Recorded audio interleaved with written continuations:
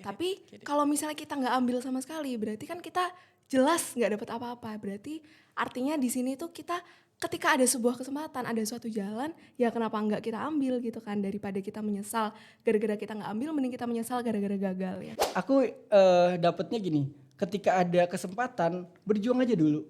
Maka kita dapat 2 kesempatan lagi, menang atau kalah. Tapi ketika kita tidak ambil kesempatan itu, kita udah pasti Kalah, kalah. betul. Kok alhamdulillahnya keterima. Loh, kok keterima lagi? Berarti aku di sini timbullah motivasi dari diri sendiri kayak berarti setelah ini aku harus mencoba lebih baik lagi. Berarti habis ini aku harus berusaha nih.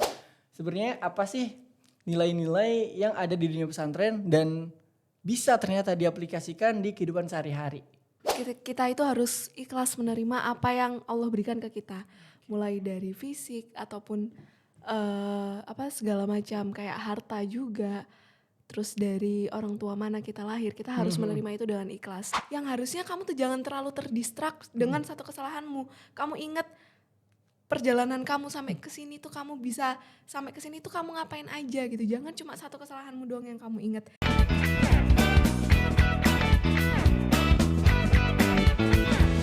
Cetar, Great stories. begin here. Halo Sobat Kompos, balik lagi di Cetar. Great Stories Begin Here.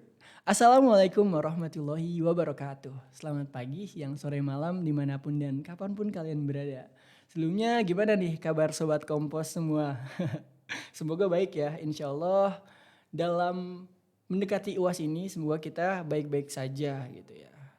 Oke, kenalin dulu aku Arfa sebagai podcaster di sini dan tentunya aku nggak sendirian nih. Siapa sih ternyata narsum kita? Sebenarnya udah ada sih informasinya di Instagram, tapi aku mau spill sedikit. Jadi narsum kita kali ini sama duta juga, tapi duta apa nih? Dutanya jangkauannya apa nih? Ternyata jangkauannya adalah nasional. Oke, kemarin kita udah kedatangan duta kampus ya kan, duta genre yang wilayahnya kalau kampus, kalau genre provinsi. Nah kali ini adalah nasional, tapi apa? Yaitu Duta Santri Nasional. Langsung sapa aja ke orangnya. Halo ya. Halo Kak. Halo, gimana nih kabarnya? Alhamdulillah baik. Alhamdulillah baik ya. Sebelumnya kurang afdol ya kalau Duta Santri Nasional ini tidak mengenalkan diri gitu. Oke, silahkan Kak ya untuk kenalan ke sobat-sobat Kompos. Terima kasih sebelumnya Kak Arfa. Halo teman-teman sekalian, halo Sobat Kompos. Perkenalkan nama aku Amalia Aida Muhammad, biasanya akrab dipanggil Yaya. Halo teman-teman, asalnya aku dari Malang, Jawa Timur, tapi kuliahnya di UIN Sunan Kalijaga, Yogyakarta. Jurusan KPI pasti karena kita di KPI Podcast yaitu Kompos. Oke, datang jauh-jauh dari Malang ke Yogyakarta untuk menuntut ilmu gitu loh. Dan apalagi ke KPI gitu kan ya. Oke, Mbak Yaya. Oke, kita tuh di sini kan pengen bahas Duta Santri Nasional ya. Nah, kebetulan udah ada nih Duta Santri Nasionalnya gitu. Oke. Tentang kompetisi Duta Santri Nasional ini sebenarnya apa sih Kak Yaya?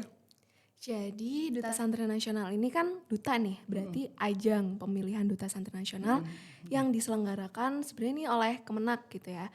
Jadi lewat kanwil gitu, Kemenak wilayah. Nah terus Duta Santri ini juga mencari banyak gitu perwakilan dari santri-santri seluruh Indonesia untuk turut mengembangkan nilai yang ada di pesantrennya masing-masing yang tersebar di seluruh wilayah Indonesia. Jadi semua wilayah yang ada di Indonesia, semua alumni maupun orang yang masih berada di dalam pondok ini boleh banget ikut ajang ini gitu. Oke, jadi ajang yang mengumpulkan santri-santri di Kanwil tadi ya. Ya yang melaksanakan, tapi ada panitia pelaksananya gitu. Di bawah naungan Kemenak. betul. Gitu. Jadi setiap daerah-daerah nih dikumpulin santri-santri yang berpotensi kayak gitu ya, menjadi duta kayak gitu. Oke, nah sebelumnya Kak Yaya tahu informasi Duta Santri ini dari mana sih? Jadi sebenarnya aku tahu informasi ini tuh dari grup KPI. Grup KPI. Iya. Jadi di grup KPI ini ada kan yang isinya itu mahasiswa dan juga dosen. Nah, terus ada salah satu dosen KPI yang membagikan informasi mengenai pemilihan Duta Santri Nasional ini lewat grup. Nah, tertarik nih, wah lumayan nih sepertinya buat pengalaman gitu kan. Akhirnya aku iseng-iseng aja coba daftar gitu. Dan ternyata waktu pertama daftar ini persyaratan yang dibutuhin ini ternyata nggak terlalu ribet gitu. Jadi oke lah coba aja siapa tahu beruntung gitu. Siapa tahu Waduh, ini salah oke. satu jalan gitu.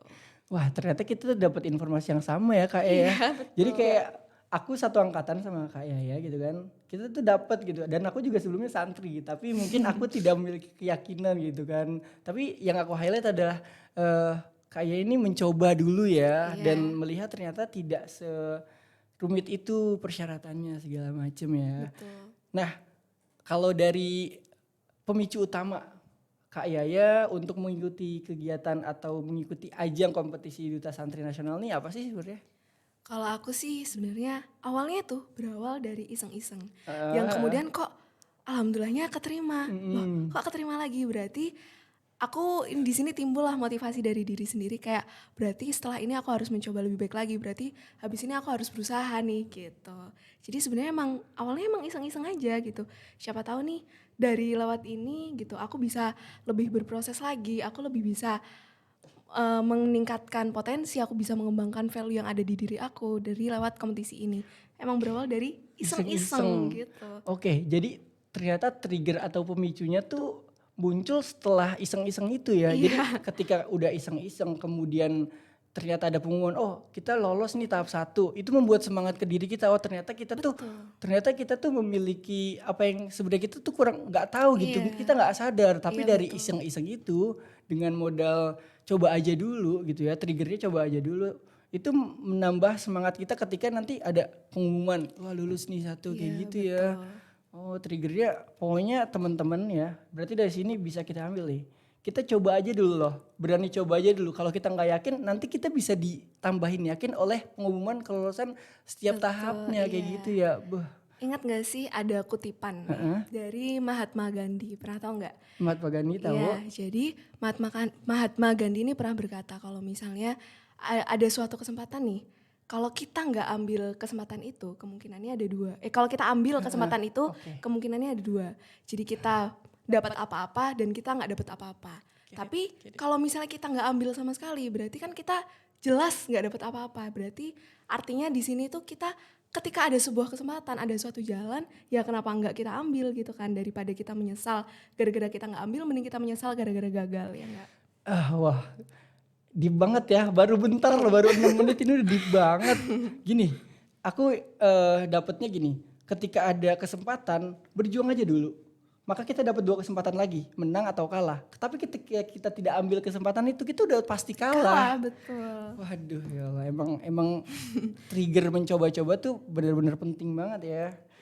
Oke, nah ke komuniti kompetisi Kompetisi. Duta Santri Nasional ini nih. Nah, aku pengen tahu sih kayak teknis gitu ya, teknis. Nah, apa sih syarat-syarat untuk ngikutin Duta Santri ini gitu? Yang tadi sempat di-spill, ternyata nggak begitu rumit kayak gitu. Iya, jadi sebenarnya syarat-syaratnya ini nggak terlalu susah. Mm-mm. Jadi ya kayak ikut kompetisi pada umumnya gitu. Jadi kayak ada nih yang pertama, yang pastinya kan kita harus membuktikan nih kita alumni atau enggak kita lagi menempuh pendidikan di pondok pesantren itu. Jadi yang pertama kita Ah, harus menyertakan ijazah. ah. Terus pasti ada CV, ada motivation letter, terus ada surat rekomendasi dari pondok pesantrennya. Terus Untuk juga pesantren asal ya? ya dari pondok pesantren asal. Terus juga ada ini disuruh, aku ingat banget waktu itu kita disuruh untuk bikin kalau nggak video itu juga bisa artikel. Jadi tentang waktu itu aku dapet tema santri milenial. Jadi santri milenial ini apa sih gitu? Eh, kayak sebenarnya nggak susah-susah amat ya. Iya betul. Yang paling challenging tuh kita tuh ya paling CV sama video atau artikel tadi ya yang Kalau dimana kita motivation letter gak sih? motivation letter ya. Iya Oh juga. itu ya. CV, Ah. motivation letter sama itu Oh iya tadi aku kontennya. kurang dengar motivation letternya, aku bisa CV doang. Oh, Iya nggak apa-apa. CV, motivation letter dan juga berbentuk project kayak karya gitu ya. Entah Iya. itu video atau Postingan artikel. artikel gitu. Artikel kayak gitu. Nah syaratnya sebenarnya kayak gitu ya. Ketika, nah ini juga pesan juga buat teman-teman juga ya. Ternyata kita tuh harus bisa siapin CV dan motivation letter dari sekarang juga nih gitu ya. Tuh, iya. Oke, dan akhirnya itu tembus ya dengan syarat-syarat itu tuh Iya, tembus. alhamdulillahnya Lolos. tembus. Iya. Jadi pendaftar pertama ini 6 ribuan sekian gitu. Oke, wah ternyata 6.000. Tapi yang Iya. kepilih itu berapa tuh? Yang Jadi kepilih finalis. untuk jadi finalis 48 dari seluruh pondok pesantren dari seluruh wilayah yang ada di Indonesia. Jadi ada juga yang dari kemarin aku sempat kenalan temanku, ada yang dari Aceh juga, ada yang dari Papua juga gitu. Tuh, dari 6.000 yang keterima tuh cuma 48 finalis. Iya, betul. Dan itu dikumpulkan dari berbagai wilayah kayak gitu ya. Itu bener-bener sangat relasinya sangat-sangat bermanfaat banget ya dari mana-mana gitu. Iya, betul. Tapi yang kita highlight adalah 6.000, terus yang kepilih adalah 48. Itu challenging tapi poinnya satu, kalau kita nggak pernah berani coba, kita tidak akan memiliki kesempatan untuk menang. Makanya kita cuma kalah doang kayak gitu ya. Betul banget. Nah, teknis lagi ya tentang kemarin tuh pas kompetisi Duta Santri Nasional ini ada karantina nggak sih?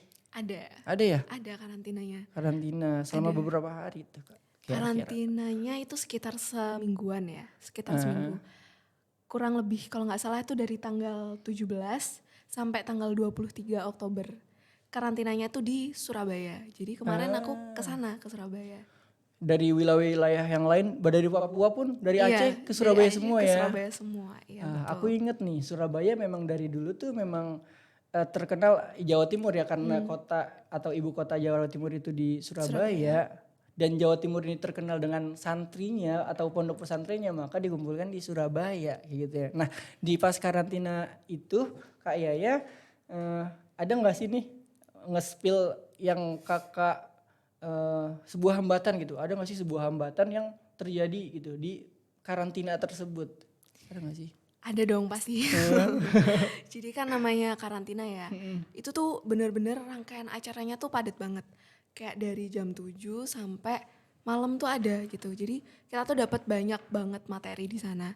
Jadi kayak kayak pembekalan gitulah intinya sebelum menuju ke grand final Finalis. gitu. Jadi awalnya itu sebenarnya tuh mungkin gara-gara kecapean ya.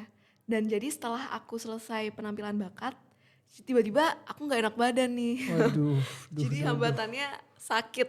Sakit ya. Iya, jadi aku Padahal abis seneng ya, abis penampilan bakat gitu, lagi rame-ramenya lagi sakit. rame-rame iya. Terus ternyata jadi penampilan bakat tuh gara-gara dipersempit gitu kan waktunya. Jadi sampai malam gitu kan. Nah mungkin gara-gara kecapean udah beraktivitas dari pagi, ternyata malamnya habis penampilan bakat tuh aku ngerasa nggak enak badan. Jadi dari setelah penampilan bakat sampai ke ini grand final itu aku masih nggak enak badan nih. Jadi waktu acara grand final ini aku juga masih merasa kurang kuat gitu. kurang enak badan kurang gitu enak ya. badan iya sebenarnya. Gak fit gitu ya pas sampai grand final. Pas acara pun juga waktu grand final pun aku sempat masih ngerasa gak enak badan gitu. Jadi habis maju ke atas panggung, aku di belakang panggung udah nggak capek, aku nggak kuat gitu. Jadi aku habis maju ke depan panggung, aku di belakang panggung tuh istirahat gitu. Oh emang bener-bener kayak kurang fit gitu ya. Tapi aku pernah denger desas-desus gitu ya. Katanya ini kayaknya sampai dibawa ke RS. Ya nggak sih, bener nggak sih? Jadi awalnya tuh, jadi Gimana tuh tuh, ceritain setelah, dong. jadi itu tuh setelah grand final ya, setelah selesai Yang acara, finalis itu, setelah selesaikan acara, habis itu pulang dari tempat itu, gedungnya itu, udah langsung ke tempat karantina lagi kan, udah aku langsung gak kuat tuh, aku langsung lemes, udah aku langsung tidur. Nah besoknya ini ternyata masih ada acara lagi nih, kayak city tour, habis itu ada sarung fashion gitu. Nah aku udah gak ikut kan, udah pengen istirahat aja dulu gitu kan. Ya. Nah ternyata ada panitia nih yang datang ke kamarku gitu kan. Katanya nih mau dibawa ke klinik, mau dibeliin obat gitu kan. Awalnya oh ya udah ke klinik kan aku gitu. Kan emang buat ini ya, maksudnya biar aku lebih fit lagi, biar aku bisa kembali beraktivitas lagi gitu kan. Oh ya udah, yuk ke klinik gitu kan. Ternyata nggak ke klinik gitu. Ternyata ke rumah sakit gitu, ke rumah sakit Unusa gitu. Unusa itu NU Surabaya gitu, rumah sakit Unusa. Kaget dong, loh kok ke rumah sakit gitu. Ternyata waktu periksa ke dokternya, ini kalau kayak gitu dibawa ke UGD aja. Kaget dong, Waduh. kok ke UGD gitu kan. Nambah psikologis kita kena tuh ya, kayak aduh ini tuh sebenarnya gue kenapa gitu ya, pasti itu kayak deg-degan ya. Deg-degan soalnya aku ngerasa UGD. kayak aku lo cuma capek doang gini, aku kecapean doang lo kok sampai UGD sih gitu kan. Tapi waktu di UGD diperiksa segala macam, tunggu beberapa saat gitu ya, beberapa jelang waktu gitu. Abis itu tiba-tiba sama dokternya diarahkan nih untuk ke ruangan gitu. Sampai ruangan kayak aku ngelihat tulisannya, ini ruang infus gak sih? Waduh. Takut dong aku disitu, aduh aku takut banget di infus, takut banget aku disuntik gitu kan. Tapi untungnya ternyata enggak. Jadi waktu Alhamdulillah. aku masuk ke ruangan itu, dokternya datang kan, habis itu kayak pemeriksaan lagi gitu. Ternyata alhamdulillahnya nggak sampai di infus gitu. Jadi emang gara-gara kecapean itu tadi akhirnya aku dikasih beberapa obat gitu. Akhirnya sampai akhir tuh bisa ngikutin City Tour Sarung Fashionnya nggak? Kalau Pas aku karantina. sayangnya nggak bisa, Aduh nggak soalnya bisa ya. masih benar-benar lemes Masih dan lemes ya. Tapi emang agak-agak iming-imingnya klinik ya guys. Iming-iming klinik tiba-tiba UGD. agak serem Aduh memang. agak serem gitu ya. Untungnya tidak diinfus dan dikasih obat gitu lah ya, sehingga nggak merembet atau hasilnya tuh masih baik-baik aja gitu. Iya. Walaupun akhirnya sempat ketinggalan ikut yang Sarung Fashion gitu ya, sama City Tournya gitu. Iya betul. Nah, oh iya, sama aku kepikiran gini. Kan Duta Santri Nasional kan jangkanya nasional ya. Nah, ini tuh sifatnya individu atau mewakili dari pondok sih? Dan oh ini dulu deh, ya, individu atau mewakili pondok sih kayaknya. Jadi sebenarnya kalau aku kan daftarnya individu kan, tapi waktu finalis di grand final itu kita menyebutkan kita tuh dari pondok pesantren mana gitu.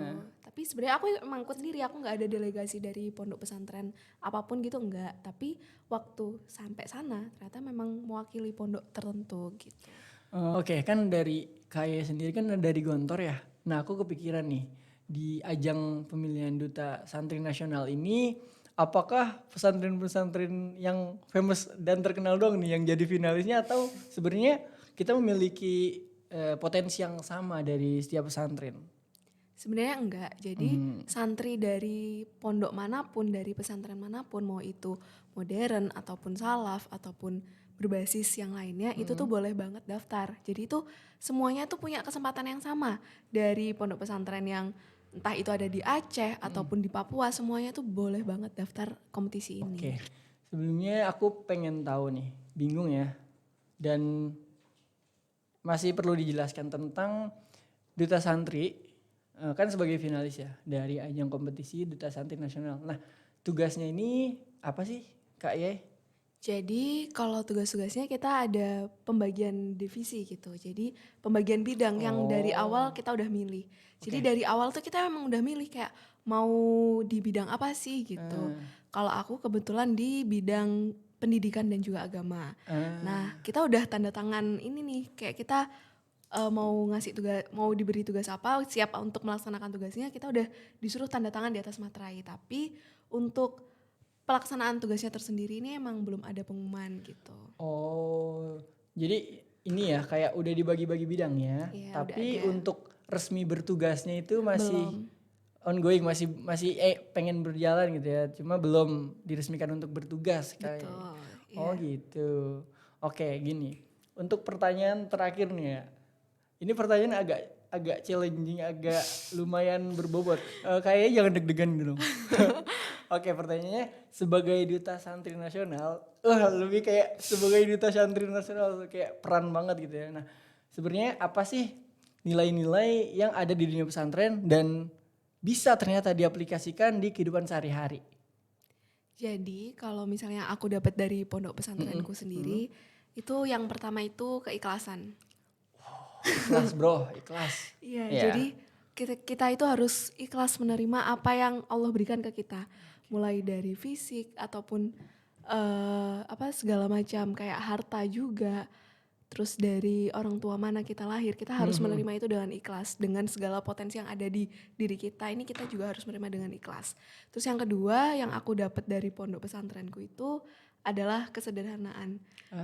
Jadi ketika kita di dunia ini nih, kita ini meskipun memiliki dilimpahkan rezeki yang berlebih dari Allah, kita tetap harus memiliki prinsip kesederhanaan, di mana kita harus punya pemikiran nih bahwa rezeki yang dikasih Allah itu kan cuma titipan. Jadi kita juga harus punya, oh ini jadi rezeki ini juga punya orang lain gitu. Jadi kesederhanaan di sini nggak cuma berarti itu doang gitu. Jadi bagaimana cara kita menjalani hidup ini dengan sederhana gitu. Terus ada ini juga sih kalau menurut aku, akhlak. Kan zaman sekarang nih yang kita lihat kan sering ya kayak banyak remaja-remaja itu yang minus akhlaknya. Waduh, cuak. Iya. Iya kan, banyak orang Ya, yang oke. banyak remaja-remaja masa kini itu yang akhlaknya tuh minus. Dan menurut aku nih nilai-nilai yang sangat relevan di kehidupan kita adalah bagaimana kita untuk menerapkan akhlak karimah ini meskipun kita berada di luar gitu. Jadi bagaimana adab kita kepada teman sebaya ataupun kepada dosen ataupun orang tua bahkan masyarakat yang ada di lingkungan sekitar kita gitu. Insya Allah ya. Jadi ini benar-benar aspek yang sangat-sangat mendasar dan penting banget ya ternyata untuk jadi yang ada di dunia pesantren sehingga bisa diaplikasikan ke dunia kita gitu ya, kehidupan sehari-hari adalah yang pertama ikhlas. Auto kita tuh gimana ya mendapatkan sesuatu kan harus menerima ya. Menerima. Mau dari ada fisik lagi, kita. ada lagi selain itu. Hah? Kita harus tawakal. Itu ya. Iya. Jadi kita setelah berusaha nih semaksimal mungkin kita harus menyerahkan oh diri, iya, kita iya, harus iya. bertawakal gitu. Ada lagi satu. Mantep lagi. banyak ternyata ya. Kita harus disiplin. Ini yang paling penting. Oke. Kayak misalnya kita kuliah nih, kita harus sebisa mungkin on time kita masuk ke dalam kelas. Intinya kita juga harus pintar-pintar manage waktu antara kuliah ataupun organisasi ataupun kesibukan-kesibukan kita yang lainnya gitu. Itu ya.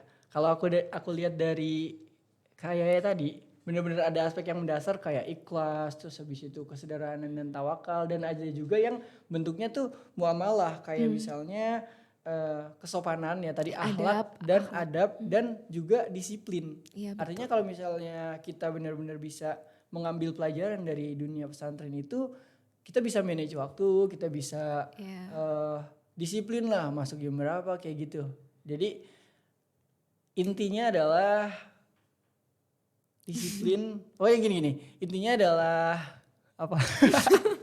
Nggak ada intinya ya. Pokoknya kita harus bisa mengambil dari berbagai aspek, misalnya aspek keyakinan atau aspek ikhlas, kemudian kesederhanaan, dan juga kita harus mengaplikasikan itu di kegiatan sehari-hari di mana kita bisa mendisiplinkan diri dan berakhlak mulia, tidak seperti yang sempat di-mention tadi ya, yang kurang beradab. Nah, itu juga penting di kehidupan sehari-harian kita kayak gitu. Karena semua aspek yang ada di pondok pesantren ini itu tuh pendidikan gitu. Jadi apa yang kita lihat, apa yang kita dengar, apa yang kita terima gitu di pondok itu sebuah pendidikan gitu yang bisa kita aplikasikan di kehidupan yang sekarang ini. Nah, itu ya. Itu suatu kutipan menurutku. Jadi semua semua yang kita dengar, yang kita baca di dunia pesantren itu semuanya pendidikan. Jadi kayak sebenarnya kita tuh bisa mengaplikasikan apapun ya, bukan betul. Dari yang sekedar tadi udah disampaikan, tapi semuanya tuh bisa kita aplikasikan di kehidupan sehari-hari karena semuanya itu ilmu dan pendidikan gitu betul. Ya. Gitu. Iya. Oke, teman-teman sobat Kompos sekalian, kita kemarin udah ngadain Open Just Tip, yaitu jasa titip pertanyaan yang udah kita share di postingan Instagram gitu ya. Dan kali ini bakal kita adain sesinya dan kita jawab gitu. Bukan kita, Kak Yaya jawab gitu. Oke, pertanyaan pertama dari @ifah_nur_kh. Pertanyaannya, Kak Yaya, bagaimana sih cara menghilangkan rasa minder? Kan pasti banyak tuh peserta-peserta duta santri lain yang pinter-pinter gitu. Nah, gimana sih menurut kakak, dan terima kasih gitu, gimana menurut kakak untuk mengatasi minder-minder padahal orang-orang di sana tuh keren-keren juga gitu? Kalau aku sih kalau aku pribadi adalah trust yourself. Jadi bagaimana cara kita untuk percaya ke diri kita gitu. Meskipun nih kita lihat orang lain ternyata keren-keren gitu, tapi kita harus percaya diri. Kalau di situ kita tuh nggak boleh kayaknya dia deh. Enggak, kita nggak boleh kayak gitu. Kita harus kayak tetap fokus kepada tujuan kita, fokus terhadap diri kita sendiri ini, apa yang mau kita tampilkan, apa yang kita bawakan. Kita tetap harus fokus pada tujuan kita tadi itu. Kalau menurut aku, biar aku nggak minder sih, kalau aku gitu caranya. Kayaknya emang iya ya, bener banget. Kayak minder kan artinya kita tidak yakin ya. Artinya cara meyakinkan ya percaya kepada diri kamu sendiri, percaya kepada potensimu. Dan kalau misal kita kan sering kayak potensi gue apa sih, itu karena kita nggak fokus. Kita nggak menaruh fokus mencari untuk keterampilan kita. Kalau misalnya kita fokus ke diri kita, sebenarnya tuh kita bisa nemuin ya, ternyata tuh kita tuh apa gitu, sehingga itu membuat kita tidak minder gitu ya. Betul Trust sekali. yourself gitu. Tuh Kak Iva Nur Kaha gimana, kejawab nggak? Tanya tuh ke Kak Iva, kejawab nggak? Insya Allah kejawab ya, trust itu. Oke, kita lanjut ke pertanyaan kedua dari @kasatria_. Pertanyaannya, kriteria biar bisa jadi duta santri gimana sih Kak? Gimana tuh Kak Yaya? Sebenarnya kalau kriteria itu nggak ada ya. Jadi semua orang itu yang punya kemauan pasti ada jalan gitu kan. Jadi semua orang tuh memiliki kesempatan yang sama untuk mengikuti ajang pemilihan ini. Jadi kalau kriteria khusus nggak ada. Yang penting dia pernah mondok gitu atau sedang mondok gitu. Jadi siapapun boleh ikut. Jadi kriterianya nggak ganteng, nggak harus seperti saya gitu ganteng. Kamu nggak yang sepede gitu. Jadi emang kriterianya sesuai dengan syarat ya, ketika mondok atau lulusan dari pondok gitu. Bukan suatu kriteria yang berbentuk fisik atau kaya gitu, nggak ada ya berarti. Oke. Nah itu ya Kak Satria, kamu kalau misalnya mau jadi duta santri tahun depan ikut gitu. Oke, pertanyaan selanjutnya dari @syahputra M Reza. Pertanyaannya, Kak, kalau jadi duta santri harus NU? Waduh. Ini harus NU atau Muhammadiyah atau di atas dan untuk semua golongan? Wah, ini pertanyaannya menarik, dan di akhir ada moto tertentu gitu ya, di atas dan untuk semua golongan, karena memang kita tuh harus di atas dan untuk semua golongan. Tapi gimana nih kalau jadi duta santri tuh harus NU atau harus Muhammadiyah atau gimana? Enggak sih. Jadi mau aliran apapun, mau ikut NU ataupun Muhammadiyah, semuanya tuh tetap bisa ikut duta santri gitu. Dari pondoknya pun juga mau dari itu pondok modern ataupun pondok salafi atau pondok tahfidz, itu semuanya bisa mengikuti ajang pemilihan duta santri ini. Meskipun nih kan duta santri ini sebenarnya yang jadi duta santri ini yang ngadain kan yayasan duta santri gitu kan. Nah Kemenak ini memberikan dana gitu kepada duta santri, kayak memberikan support gitu, bantuan untuk menyelenggarakan acara seperti ini. Berarti kalau misalnya meskipun yang kita lihat kalau naungannya Kemenak ini lebih condong ke NU gitu ya, tapi semuanya tuh bisa tetap aja daftar, mau itu NU, Muhammadiyah ataupun apapun alirannya, itu tetap bisa aja daftar duta santri begitu. Nah itu, jadi mau kalian NU, mau kalian Muhammadiyah tetap bisa ya. Betul. Yang penting kayak sesuai syarat tadi, kamu tuh ya pernah mondok atau kamu sedang mondok kayak gitu ya ternyata. Nah Mas Syahputra M Reza tuh bisa tuh ya, kalau misalnya kamu pernah mondok walaupun kamu NU atau Muhammadiyah itu ternyata bisa tanpa, berarti jawabannya ini ya, di atas dan untuk semua golongan ya, gitu. Ahlus Sunnah wal Jamaah. Oke. Kejawab ya tuh Mas Syahputra M Reza. Kemudian ke pertanyaan selanjutnya dari @ulfa_sr_.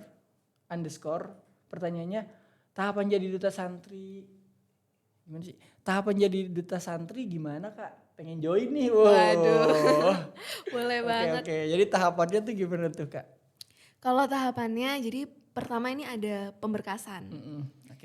Yang tadi udah aku mention ya, sempet jadi ada kayak ijazah, terus ada motivation letter, CV, dan juga video-video perkenalan begitu.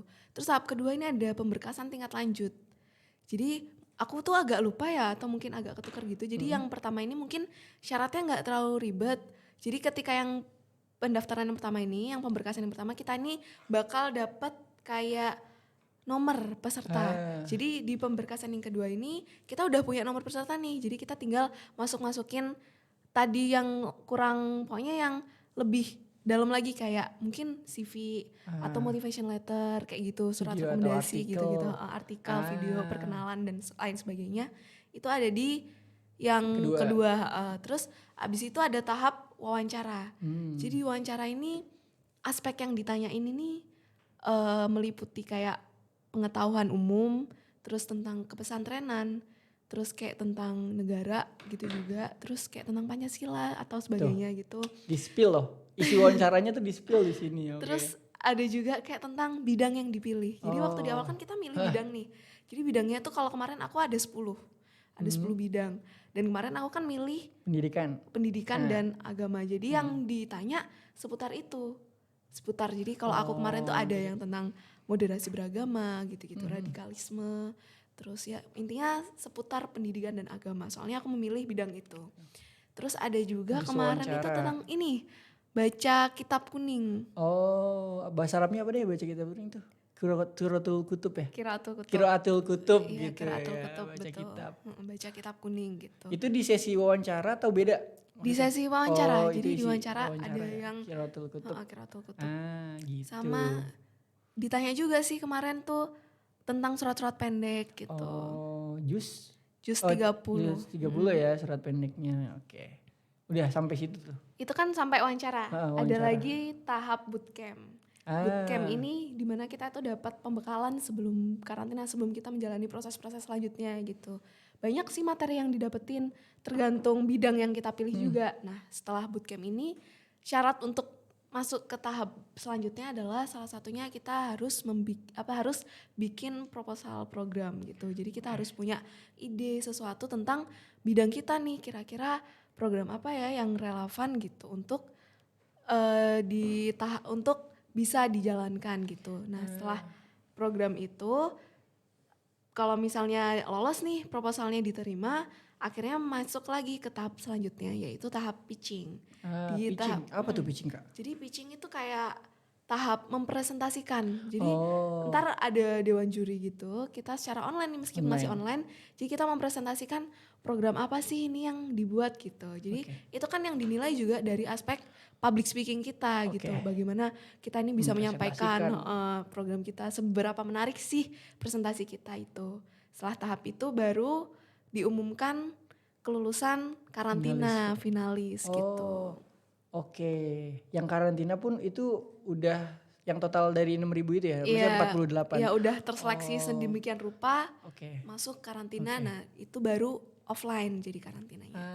Kalau aku simpulin ya nih Kak Ulfa, itu pertama ada pemberkasan awal, pemberkasan tingkat lanjut, kemudian itu ada wawancara yang tadi juga udah di-spill gimana isinya Qiraatul Kutub, kemudian surat-surat pendek, dan kemudian bootcamp yang dimana gini, aku mikirnya gini, programnya keren banget karena sebelum kita membuat project atau proposal program itu, ternyata kita dikasih ilmu dulu ya, ternyata dikasih apa ya, sebuah pengetahuan yang akhirnya kita bisa mengaplikasikan atau membuat project ini gitu. Betul. Nah kalau aku mau tanya, sebenarnya kalau menurut kayak sendiri titik dari titik berat atau yang menjadi seleksi banget itu di bagian mana nih? Dari wawancara ataukah bootcamp ataukah dari presentasinya? Kalau aku yang paling berat tuh yang pertama aku tuh mikir programnya ini apa sih gitu. Kayak, pas buat? Iya pas buat proposalnya. Soalnya program itu kan kayak gak main-main ya. Soalnya itu ntar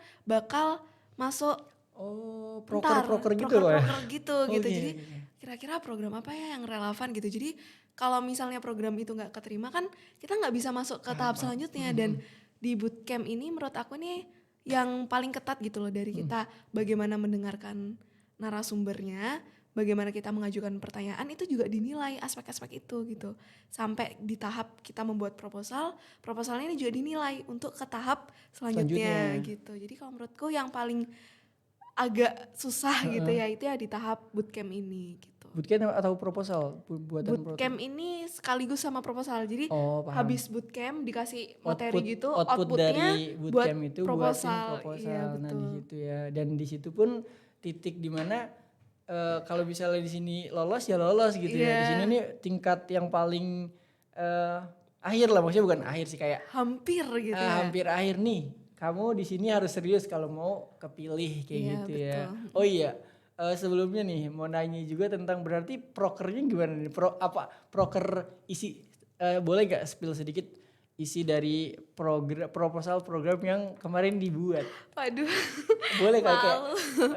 soalnya kita biarin kita tuh bisa kayak oh ternyata ini loh yang apa sih namanya yang bisa lolos gitu atau yang pokoknya ternyata ini gitu. Iya. Jadi Kurang lebih kemarin, itu gimana? Sedikit aja nggak apa-apa.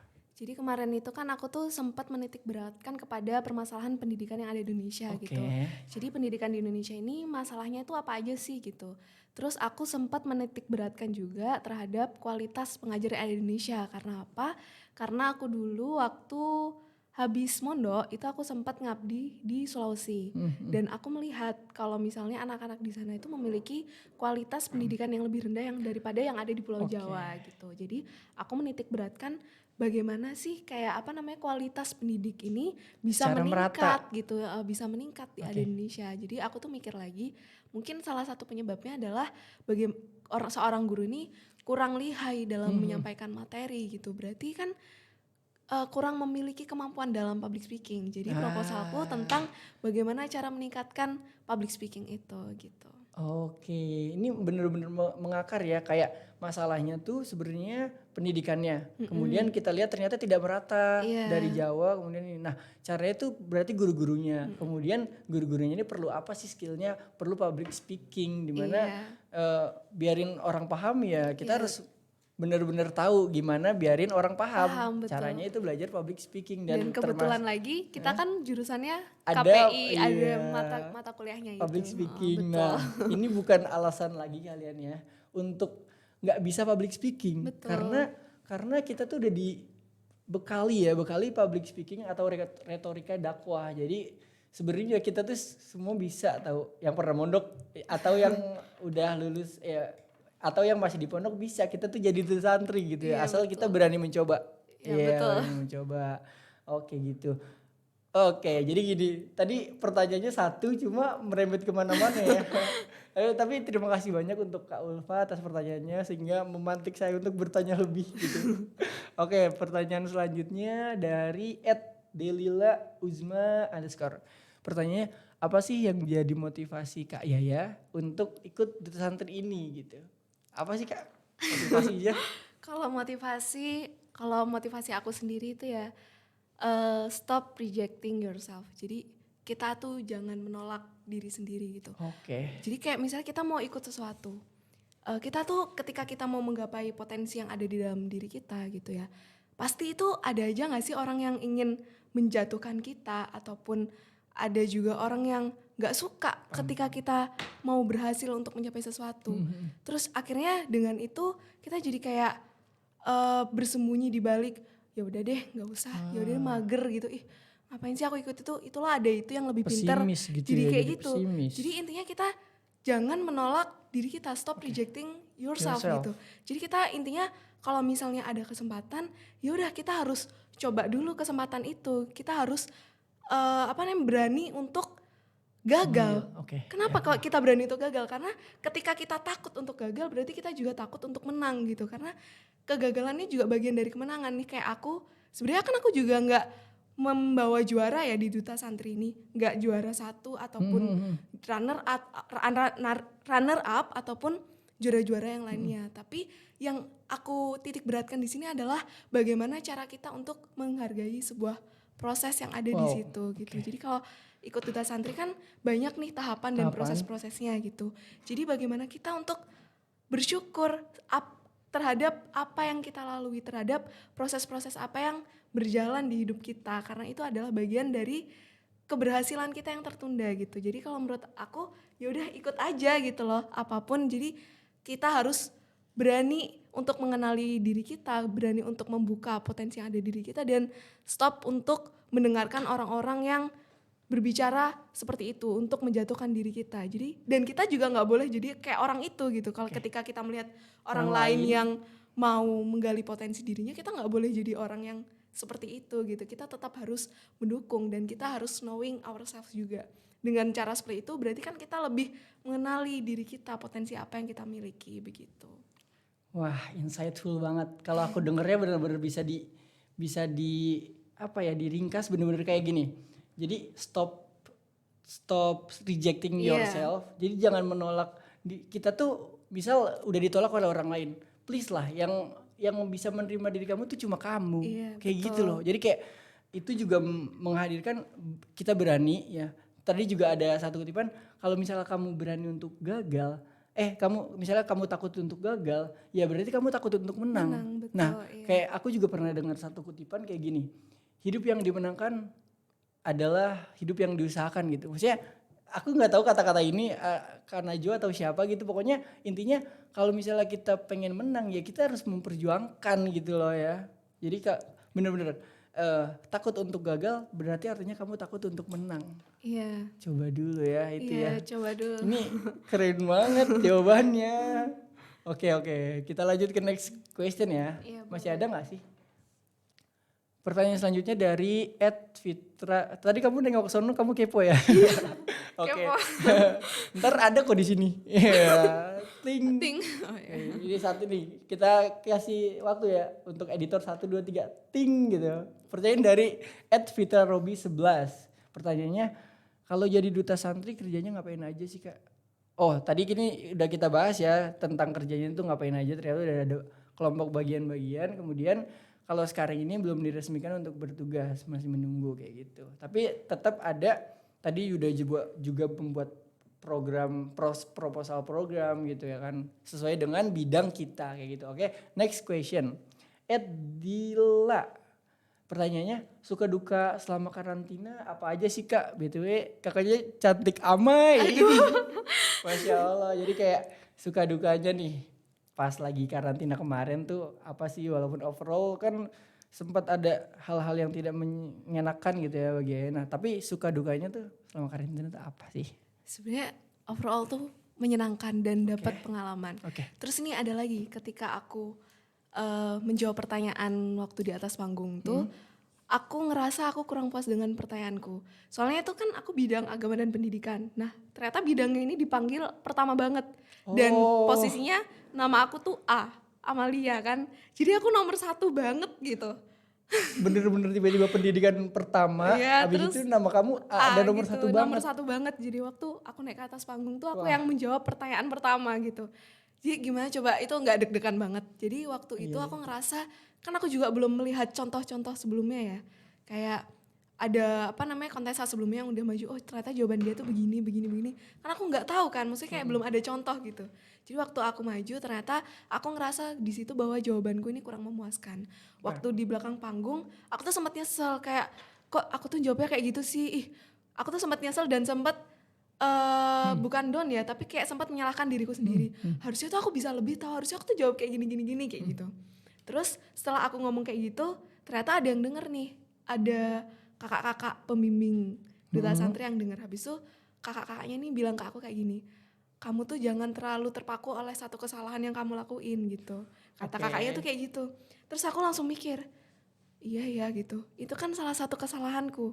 Terus kakaknya bilang lagi, kamu tuh sampai tahap ini, kamu tuh udah ngelakuin berbagai macam banyak tahap gitu, sampai kamu tuh bisa sampai ke Hadir di sini tahap ini. Dan karantina. belum tentu orang lain di luar sana yang 6.000 sekian ini belum bisa masuk, belum jadi kayak kamu. Tapi kamu tuh cuma ngelakuin satu kesalahan yang bikin kamu berpikir seperti ini. Yang harusnya kamu tuh jangan terlalu terdistrak dengan satu kesalahanmu. Kamu ingat perjalanan kamu sampai ke sini tuh, kamu bisa sampai ke sini tuh kamu ngapain aja gitu. Jangan cuma satu kesalahanmu doang yang kamu ingat. Jadi aku di situ langsung mikir, oh iya selama ini yang kita lihat di hidup kita ini kayak kita udah ngelakuin banyak kebaikan, tapi yang kita lihat tuh cuma Fokusnya satu ke kesalahan gitu. Oke. Yang harusnya kita juga bisa ngelihat berbagai macam hal baik yang telah kita lakuin gitu. Gitu aja sih. Oke, jadi suka dukanya tiba-tiba dipanggil ke pertama. Ya, tapi di situ akhirnya membuat, jadi aku ngelihatnya dari suka duka ini kamu dapat pelajaran. Iya betul. Yang akhirnya ada kakak-kakak yang memotivasi, jangan terfokus kepada satu kesalahan kamu yang udah kamu bikin. Kamu tuh sampai ke titik ini pun kamu udah keren gitu. Kamu udah berusaha. Jangan membuat diri kamu pesimis dengan satu kesalahan. Jangan fokuskan diri kita ya. dengan satu kesalahan yang dimana itu membuat kita ngedown gitu. Iya, betul. Lihat perjuangan-perjuangan yang telah kita lakukan sebelumnya gitu ya. Wah, daging banget gak sih? Banyak insight nih kalau misalnya kalian mau ngutip gitu ya kata-kata dari narsum kita kali ini benar-benar bisa menjadikan pelajaran gitu. Oke. Akhirnya pertanyaan sudah kelar gitu ya. Pertanyaannya udah habis, tapi gini. Tapi apa? Gue siap menyimpulkan aneh. Tapi gini, nanti di-cut aja, sorry. Untuk kalian yang besok-besok ketika ada postingan Instagram ya, ada open just tip, kalian bisa nanya di sana. Nanti pertanyaannya bisa dijawab oleh narsum yang bakalan kita hadirkan kayak gitu ya. Oke. Sebelumnya terima kasih banyak Kak Yaya atas insightful ilmu ini ya. Karena terima kasih kembali. Terima kasih banyak udah bisa datang ke sini dengan sehat juga. Harapannya buat teman-teman adalah memaksimalkan apa yang udah kita dapat nih ya dari obrolan kita kali ini, dan semoga kita bakal bisa mengambil pelajaran nih dari obrolan kali ini. Amin ya robbal alamin. Oke, kita akhiri sesi wawancara Duta Santri Nasional kali ini. Aku sebagai podcaster Arfa dan juga narsum kita Amalia Aida. Kita pamit undur diri, jangan lupa tunggu program Cetar selanjutnya. Nggak afdol kalau kita nggak bikin motonya gitu ya. Iya. Aku bilang Cetar, great stories begin here bareng-bareng, oke? Oke, siap. Oke, 1, 2, 3. Berarti ke kamera tengah, oke? Oke. Aku bilang Cetar ya, 1, 2, 3. Cetar, great stories begin here. Oke. Aku Arfa, pamit undur diri. Assalamualaikum warahmatullahi wabarakatuh.